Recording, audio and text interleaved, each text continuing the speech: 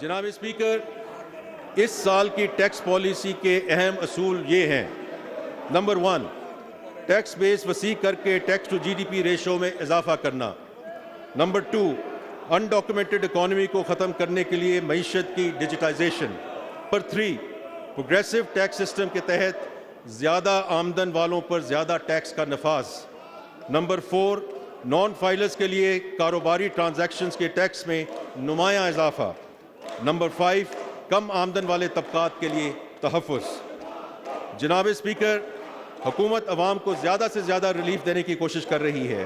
ان کوششوں کا مقصد یہ ہے کہ روزگار کے مواقع بڑھیں، ٹیکس دہندگان اور ڈاکیومنٹڈ سیکٹرز کے لیے کاروبار کو آسان بنایا جائے اور صنعتوں اور برآمدات کی حوصلہ افزائی کی جائے تاکہ اس سے زر مبادلہ کے ذخائر بڑھائے جا سکیں۔ جناب اسپیکر، اب میں انکم ٹیکس کے ان چند اہم اقدامات کی تفصیل پیش کرتا ہوں جو محصولات کے حوالے سے اٹھائے جانے کی تجاویز ہے۔ پرسنل انکم ٹیکس اصلاحات۔ ایف بی آر نے 2019 سے 2023 تک کارپوریٹ انکم ٹیکس اصلاحات نافذ کی۔ اب پرسنل انکم ٹیکس اصلاحات لاگو کرنے کی ضرورت ہے تاکہ پرسنل انکم ٹیکس کی شرح کو بین الاقوامی معیار کے مطابق کیا جا سکے۔ اس ضمن میں انکم ٹیکس چھوٹ 6 لاکھ روپے تک کی آمدن پر برقرار رکھنے کی تجویز ہے، اور یہ بھی تجویز ہے کہ تنخواہ دار طبقے میں میکسیمم ٹیکس سلیب میں اضافہ نہ کیا جائے، جبکہ ٹیکس سلیبز میں کچھ رد و بدل تجویز کیا جا رہا ہے، تاہم نان سیلریڈ افراد کے زیادہ سے زیادہ ٹیکس کی شرح 45% رکھنے کی تجویز ہے۔ نمبر 2، برآمدات کے لیے نارمل ٹیکس کا نظام۔ اس وقت ایکسپورٹرز کی آمدن پر مجموعی وصولیوں کے لیے 1% کی شرح سے فائنل ٹیکس عائد کیا جاتا ہے۔ ایکسپورٹس ہماری معیشت کے لیے ریڑھ کی ہڈی کی حیثیت رکھتے ہیں۔ ہم ایکسپورٹرز کو ہر ممکن سہولت فراہم کریں گے اور ان کے مسائل بشمول سیلز ٹیکس ریفنڈز میں ڈیلیز، توانائی کے شعبے کے مسائل وغیرہ کا تدارک کریں گے۔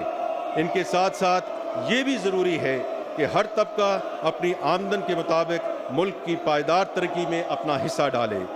ہاریزونٹل ایکوٹی کے اصول کے مطابق ایکسپورٹرز پر نارمل ٹیکس رجیم کے تحت ٹیکس عائد کرنے کی تجویز ہے۔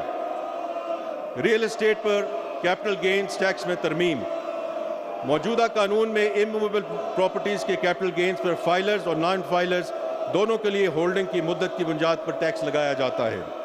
ہولڈنگ کی مدت سے قطع نظر 15% کی شرح سے ٹیکس وصول کرنے کی تجویز ہے، جبکہ نان فائلرز کے ٹیکس ریٹ مختلف سلیبز کے تحت 45% تک کرنے کی تجویز ہے۔ اس قدم سے معیشت کو ڈاکومنٹ کرنے میں مدد ملے گی۔ اسی طرح ہاؤسنگ سیکٹر سے اسپیکولیشن کا خاتمہ ہوگا اور عوام کو افورڈیبل ہاؤسنگ کی فراہمی میں مدد ملے گی۔ نمبر 4، سیکیورٹیز پر کیپٹل گینز ٹیکس کا نیا نظام۔ موجودہ قانون میں فائلرز اور نان فائلرز دونوں کے لیے ہولڈنگ کی مدت کی بنیاد پر سیکیورٹیز پر کیپٹل گینز ٹیکس لگایا جاتا ہے۔ کیپٹل گینز پر ٹیکس نظام کو تبدیل کیا جا رہا ہے۔ 1 جولائی 2024 کے بعد ہولڈنگ کی مدت سے قطع نظر فائلرز کے لیے 15%، جبکہ نان فائلرز کے لیے مختلف سلیبز کے تحت ٹیکس کی شرح 45% تک کرنے کی تجویز ہے۔ پاکستان میں اموویبل پراپرٹیز کی منتقلی پر مجوزہ پروگریسو ود ہولڈنگ ٹیکس۔ اس وقت فائلرز کے لیے اموویبل پراپرٹیز خریدنے پر فلیٹ 3% اور نان فائلرز پر 6% ٹیکس عائد ہے۔ ایسے لوگ ٹیکس ریٹرن فائل کرنے کی آخری تاریخ پر کبھی ریٹرن فائل نہیں کرتے، بلکہ جائیداد کی خریداری کے وقت ٹرانزیکشن کرنے سے پہلے ریٹرن فائل کرتے ہیں۔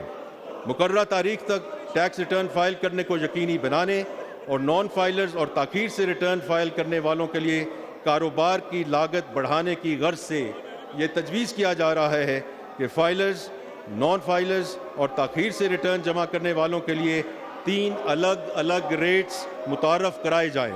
اس حوالے سے ان تینوں کیٹیگریز کے لیے ٹیکس کی شرح میں رد و بدل تجویز کیا جا رہا ہے۔ اس مجوزہ قدم کا مقصد نان فائلرز پر ٹیکس کا بوجھ بڑھانا اور زیادہ ریونیو جنریٹ کرنا ہے۔ نمبر 6، سپلائی چین میں تاجروں، ہول سیلرز اور ریٹیلرز کا جو سکوپ آف ٹیکس کو بڑھانا۔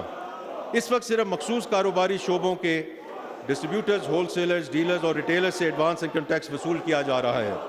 تاجروں کو ڈاکومنٹ کرنے اور نان فائلنگ کی حوصلہ شکنی کرنے کے لیے تجویز کیا جاتا ہے کہ تمام کاروباروں کی پوری سپلائی چین کے لیے ایڈوانس ٹیکس وصولی کے اسکوپ کو بڑھایا جائے.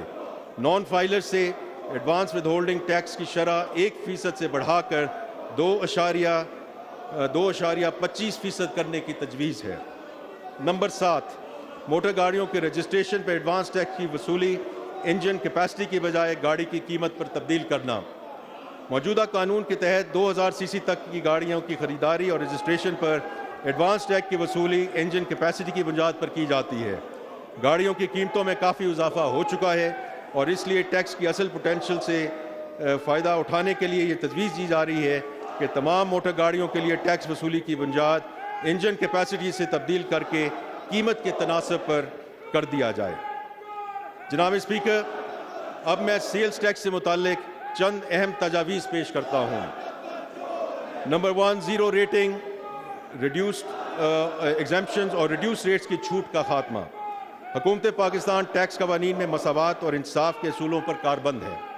اس چیز پر بار بار زور دیا گیا ہے کہ ٹیکس قوانین میں متعدد ایگزمپشنز دی گئی ہیں جو کہ نہ صرف حکومت کی آمدنی کو کم کرتی ہیں بلکہ سماجی اور اقتصادی ترقی کو بھی متاثر کرتی ہیں. چنانچہ ہم نے سیلز ٹیکس میں دی گئی مختلف ایگزمپشنز اور کنسیشنز کا جائزہ لیا ہے اور ایسی بہت سی اشیاء کی نشاندہی کی ہے جن پر سے کنسیشنز اور ایگزمپشنز کو ختم کرنے کی تجویز ہے. ان میں سے کچھ کو ریڈیوس ریٹ جبکہ باقی کو سٹینڈرڈ ریٹ پر ٹیکس کیا جائے گا. ان کی تفصیلات فنانس بل میں شامل کر دی گئی ہیں.